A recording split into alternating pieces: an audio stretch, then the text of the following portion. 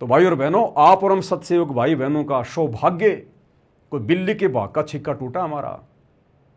इन दिनों ये दास थोड़ा सा लाइव नहीं आ पा रहा है, क्योंकि आप भगत भाई बहनों के पास में विनाशकालीन समय से पहले पहले पूजा की सामग्री, भक्ति की सामग्री पहुंचानी है। क्या करेंगे जब लंबे लंबे लॉकडाउन लगेंगे, दुनिया घरों में कैद हो जाएगी।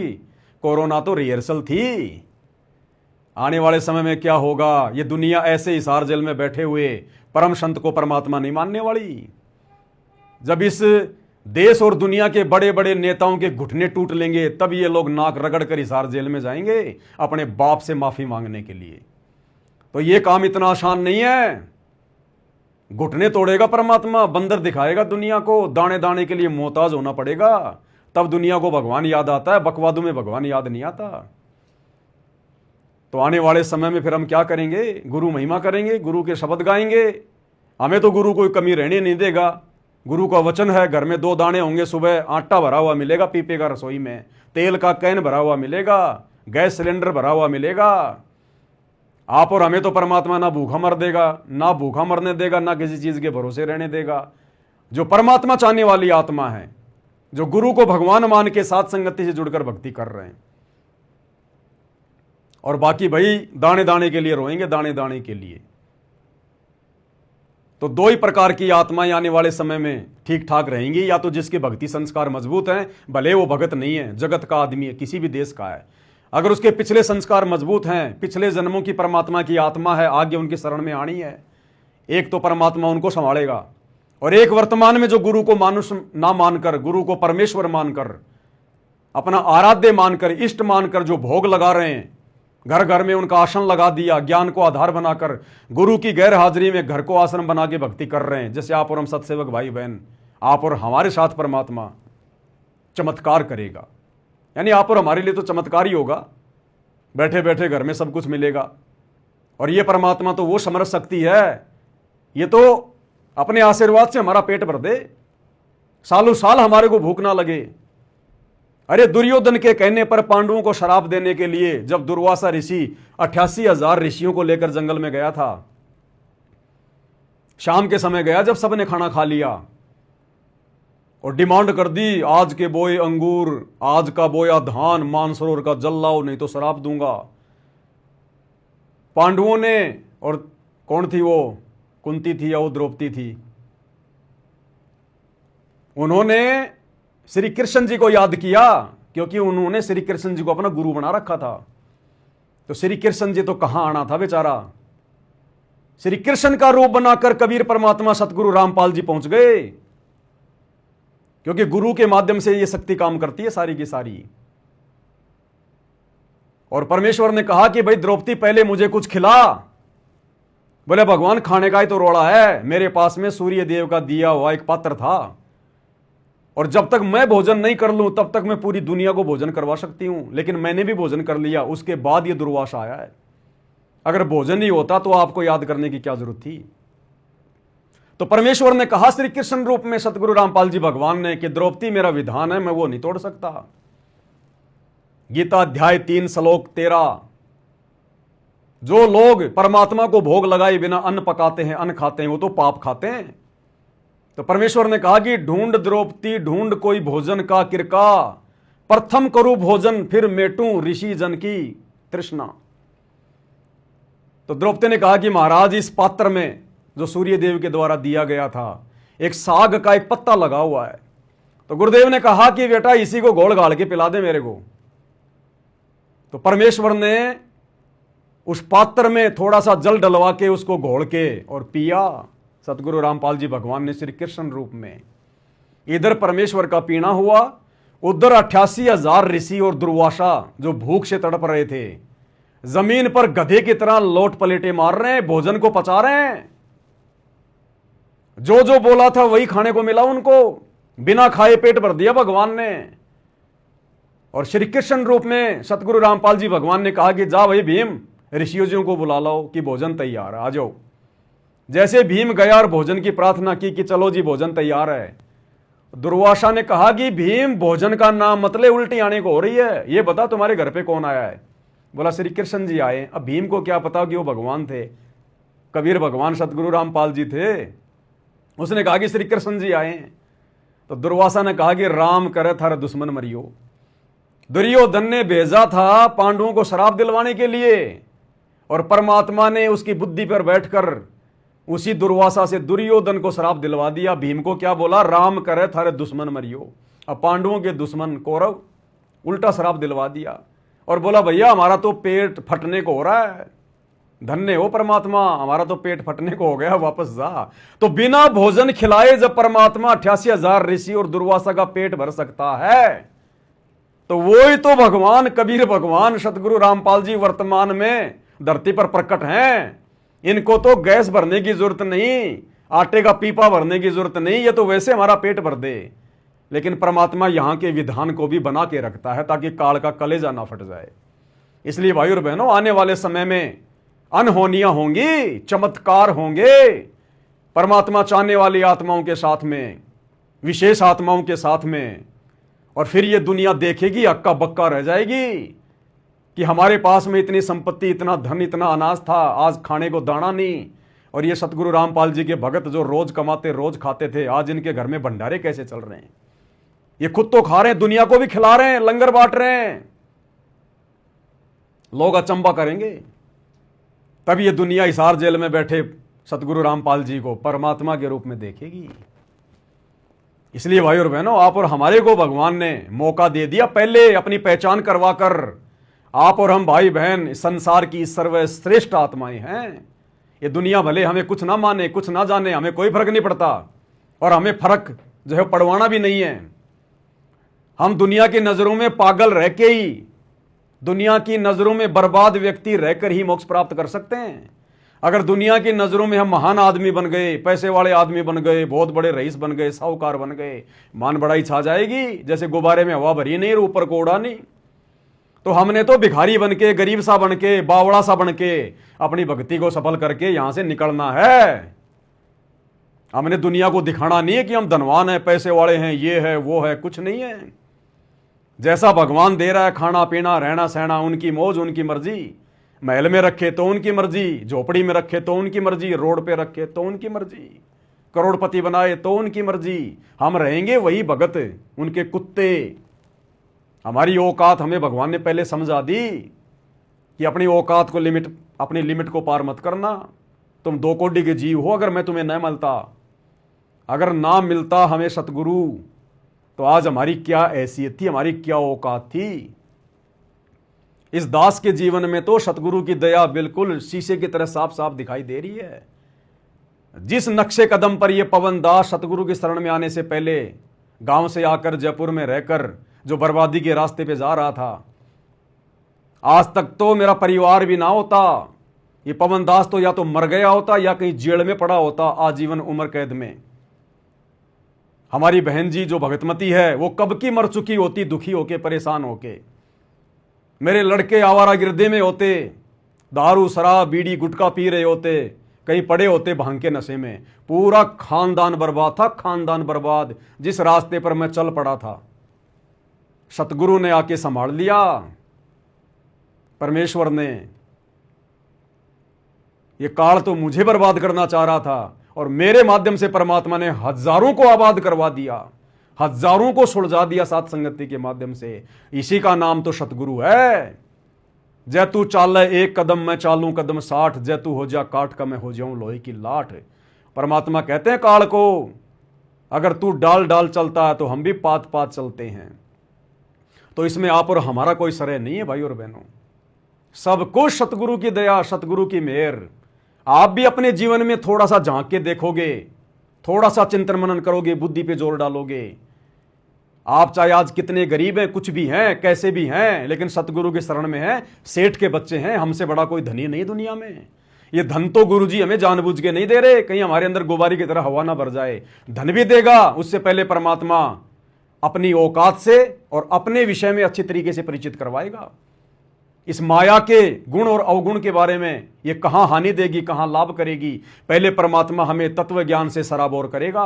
फिर हम इस माया का दुरुपयोग नहीं कर सकते, चाहे लाखों करोड़ों की संख्या में घर में पड़ी रहो। उसके बाद देगा परमात्मा, इतना देगा।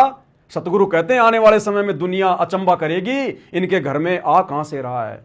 गुरुदेव कहते हैं तुम्हारी कोठियां अलग होंगी, तुम्हारे यातायात के साधन दुनिया से न्यारे होंगे।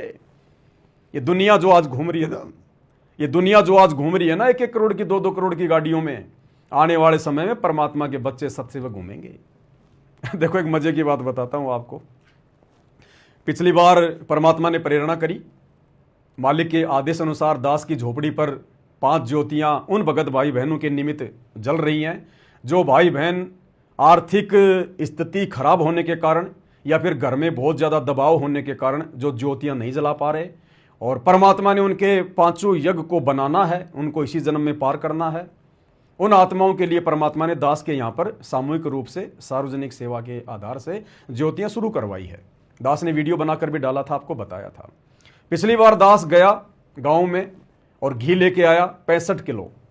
65 किलो घी उन 5 ज्योतियों में मात्र 26 दिन चला। केवल 26 दिन में परमात्मा ने उन 1-1 किलो की 5 ज्योतियों के माध्यम से 65 किलो घी हवन करवा दिया। दास परसों फिर से गया घी लाने के लिए गांव में। उम्मीद तो नहीं थी, लेकिन मालिक के दया से 2.25 क्विंटल देसी घी मिल गया, 1000 रुपए किलो के हिसाब से। 1 क्विंटल 75 किलो घी दास को देसी, बिल्कुल दास खुद गाड़ी लेके वहां के लोगों को साथ में लेके, मेरे कुछ रिश्तेदार थे उनको साथ में लेके, और दास खुद जा के किसी के घर से 5 किलो, किसी के घर से 15 किलो, किसी के घर से 4 किलो, 2.25 क्विंटल घी परमात्मा ने व्यवस्था करवा दी।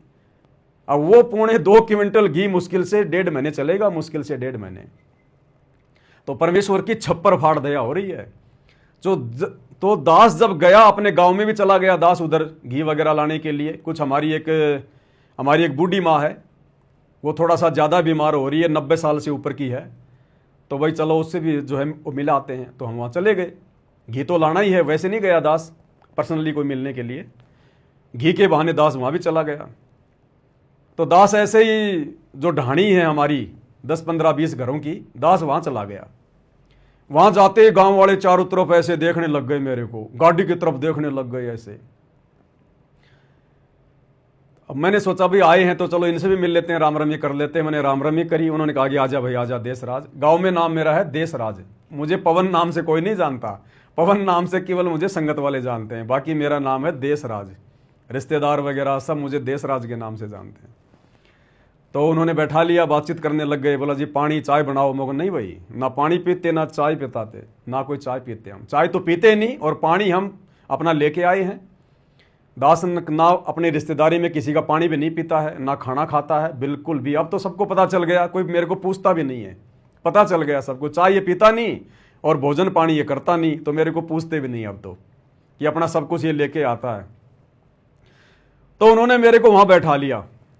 बैठा के थोड़ी बहुत बातचीत हुई। भाई तू कुछ खाता भी नहीं पीता नहीं, फिर क्या है क्या नहीं है। मैंने कहा भाई सत्संग सुनो, तुम भी परमात्मा आए हुए धरती पर ये बातें उनके कहाँ दिमाग में आनी है, उनके दिमाग में तो और ही चीज़ें भरी रहती है। उन्होंने मुझे कहा कि भाई एक बात तू साची साची बता। मैंने कहा भाई पूछो। बोला इस पूरे एरिया में बहुत भयंकर डंका बजा हुआ है कि भाई देशराज के पास में 7 करोड़ की गाड़ी है, 7 करोड़ की गाड़ी।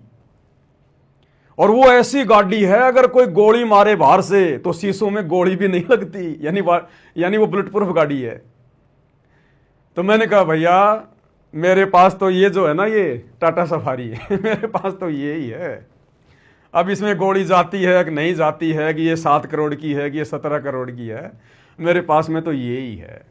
आगे भगवान की मौज, वो रोड पे रखे, साइकिल पे रखे, या वो 7 करोड़ की गाड़ी दे, वो उसकी मर्जी।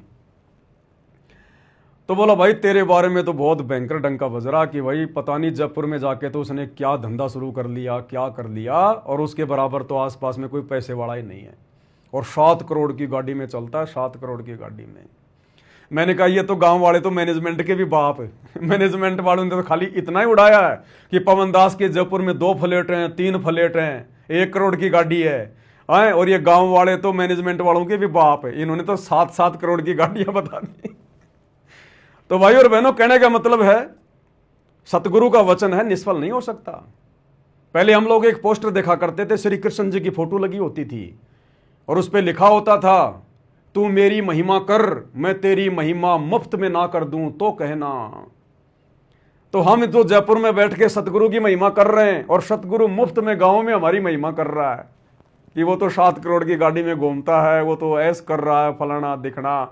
हम यहां सतगुरु की महिमा कर रहे हैं, सतगुरु पीछे हमारी महिमा में लगे हुए हैं। तो ये सतगुरु की दया है, उनकी मेहर है। हमें उनकी इन बातों से कोई फर्क नहीं पड़ता, क्योंकि वो लोग कुछ भी सोच सकते हैं, कुछ भी बोल सकते हैं। हम हकीकत में क्या हैं, अपनी औकात का हमें भली बाती पता है। हमने गुब्बारे की तरह अपने अंदर हवा भर के मान बढ़ाई ईर्ष्या की ऊपर नहीं उड़ना है, ऊपर जाके फिर फूटेंगे फिर धूप में। तो परमात्मा ने हमें अच्छी तरीके से समझा रखा है, बता रखा है।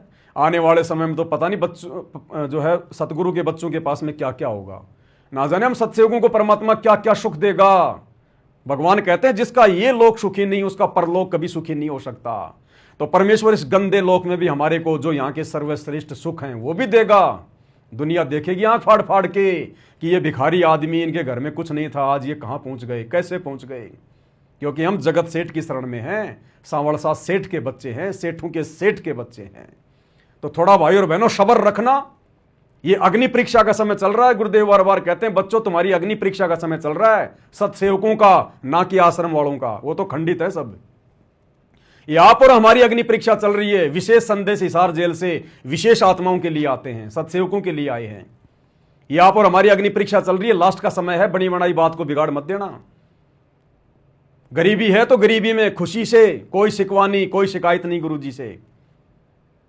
कैसे भी रखे परमात्मा, जो राखूं त्यों ही रहूं, हमरा के चारा खाने जाद खरीदूं गुलाम तुम्हारा।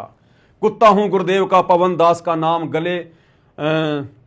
गले में मालिक कहते हैं वाणी है परमेश्वर की। कुत्ता हूं गुरुदेव का और पवन दास का नाम, और गले प्रेम की जेवड़ी, जहां खैचो तहां जाऊं। तो करो तो बावड़ू, दूर दूर करो तो जाऊं, और जो राखूं त्यों ही रहूं, जो देवो सो खाऊं। ये आने वाले 2 से 3 साल 2028 तक का समय हम सत्सेवकों की अग्नि परीक्षा का समय है। काल कितना ही तोड़े, कितना ही मरोड़े, कितना ही दबाए, कितना ही परेशान करे, कुछ भी करो लेकिन भक्ति मत छोड़ो, सतगुरु के चरण मत छोड़ो। द्वार धनी के पड़ा रहे चाहे धक्के धनी के खाए, सो काल जग जोरी, पर द्वार छोड़ ना जाए। ये भक्ति नहीं छोड़नी। भक्ति चाहे किसी भी कारणवश थोड़ी हो जाए, मंत्र चाहे थोड़ी हो जाए, आरती कभी ना हो कभी हो, कोई दिक्कत नहीं।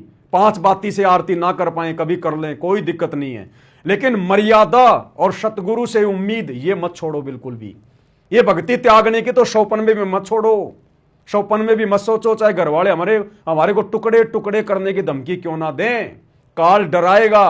काल का हथियार यही है, वो डर पैदा करेगा। सतगुरु हमारे नजदीक भी नहीं आने देगा उसके किसी भी हथियार को, अगर विश्वास रखेंगे तो। बाकी परीक्षा तो होगी भाई, परीक्षा भी उन्हीं की होगी जिनको सतलोक लेकर जाना होगा। निकम्मों की परीक्षा नहीं होती। जिनका स्कूल से नाम ही कट गया वो गधे पे बैठकर कहीं घूमो, टीचर उनके विषय में कुछ नहीं सोचता। जिनका एडमिशन है, जिनका कनेक्शन सतगुरु से जुड़ा है, परीक्षा उन्हीं की होगी। तो सतलोक आश्रम वाले भाई बहनों की तो जो कनेक्शन है गुरु जी से कटा हुआ है, भले अपने आप को भगत मान रहे हैं, क्योंकि जो गलतियां उन्होंने कर दी है आश्रम वालों के चक्करों में आके, गुरुदेव के कलयुगी परिवार के चक्कर में आके, उनका कनेक्शन सतगुरु से कटा हुआ है। उनकी कोई परीक्षा नहीं है। परीक्षा उनकी होगी जिनका जो कनेक्शन है वो यथावत है।